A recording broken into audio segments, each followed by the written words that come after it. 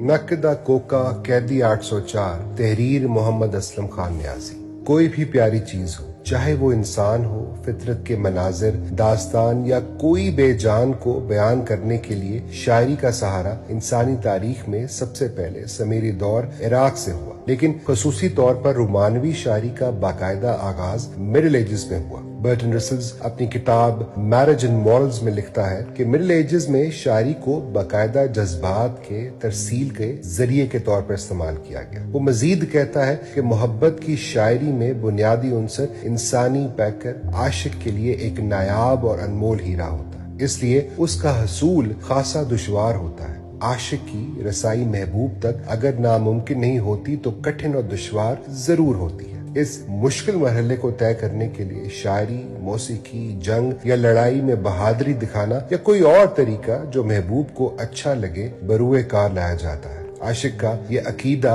एक नफ्सियाती मैलान की सूरत इख्तियार कर लेता है और उसकी रगो पै पे सरायत कर जाता है। उसके बरअक्स आशिक को महबूब के हसूल में कोई रुकावट माने ना हो तो ये सूरत हाल रोमानवी मोहब्बत को जन्म नहीं दे सकी। इसी मिडिल एजेस में अफलातूनी मोहब्बत का तस्वुर भी दरकरार है। इसमें मोहब्बत की खूबसूरती को जिस्मानी निस्बत से दूर कर दिया गया, लिहाजा अफलातूनी मोहब्बत को एक तबके ने मोहब्बत की आला और अरफा किस्म करार दिया। बर्टन रसल्स आगे चलकर लिखते हैं कि मुझे इस बात पर कामिल यकीन है कि रोमानवी मोहब्बत जिंदगी की सबसे शदीद मुसरतों का जरिया है। किसी कौम के हीरोज वो शख्सियात होती हैं जिनसे इस मुल्क की एक कसीर आबादी खसूसन नौजवान वालिहाना मोहब्बत करते हैं और इस मोहब्बत के भी अपने निराले रंग होते हैं, और यही कुछ हम इमरान खान और पाकिस्तानी अवाम के दरमियान देख रहे हैं। मोहब्बत का एक ऐसा बेपनाह जज्बा जो बावजूद कोशिश के थम नहीं रहा। इमरान खान सियासत में आने से पहले कई क्रिकेट के दीवानों की दिल की धड़कन थे। फिर सेहत और तालीम के मैदान में इसकी गिरां कदर खिदमात ने इसके हीरो के इमेज को और तकवीत बख्शी। सियासत में आने के बाद इनसे मोहब्बत करने वालों का दायरा मजीद वसी हो गया। इन सब अवामिल ने मिलकर इमरान खान की शख्सियत को लार्जर देन लाइफ बना दिया, यानी इसकी शख्सियत जिंदगी से भी बढ़कर नजर आने लगी। ये सिर्फ इमरान खान के साथ नहीं हुआ बल्कि दुनिया की तारीख में इस तरह की कई और मिसालें भी मौजूद हैं। रियासत पाकिस्तान को इस बात की समझ नहीं आ रही और रियासत के करता धरता ये समझ रहे हैं कि हमने एक सियासतदान को पाबंदे सलासल कर दिया है, जो कि एक आम सा मामला है क्योंकि माजी में भी ऐसा होता रहा है। लेकिन इस दफा रियासत ने सिर्फ सियासतदान को नहीं बल्कि कौम के हीरो को बेतुके इल्जामात में जेल में बंद कर दिया, जिसके लिए कौम की बड़ी तादाद के दिल में बेइंतहा मौजान है। रियासत पाकिस्तान के असल हाकिमों को चाहिए कि वो फ्रांस के मरहूम सदर चार्ल्स डिगॉल की नकल ही कर लें। जब जॉन पॉल सार्थे को 1960 में रियासत फ्रांस के मफादात के खिलाफ काम करने के इल्जाम में गिरफ्तार किया गया तो सदर डिगॉल ने सार्थे के रिहाई के अहकाम जारी करते हुए एक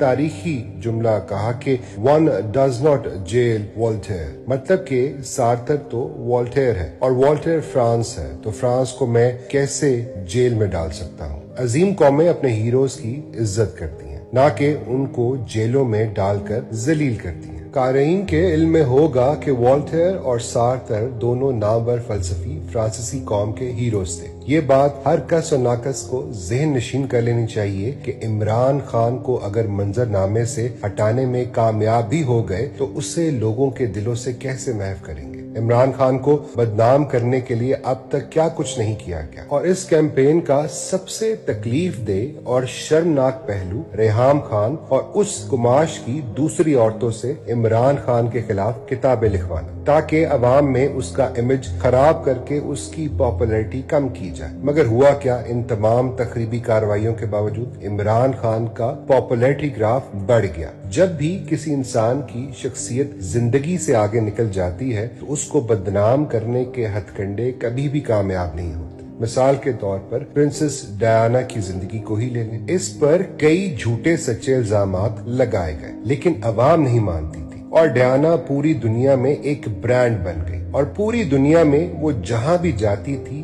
عام لوگ اس سے والہانہ عقیدت اور محبت کا اظہار باشگاف الفاظ میں کرتے۔ عمران خان بھی پاکستان کا واحد اور اکلوتا برانڈ ہے، تو اسے ضائع نہیں کرنا چاہیے، بلکہ اس کی صلاحیتوں کو عظیم قومی مفاد کے لیے استعمال کرنا چاہیے۔ عمران خان ایک ایسا قصہ بن گیا ہے جو تخلیقی ذہنوں کی آبیاری ایک منفرد انداز سے کر رہا ہے، اور نقدہ کوکا اس سلسلے کی شروعات ہے۔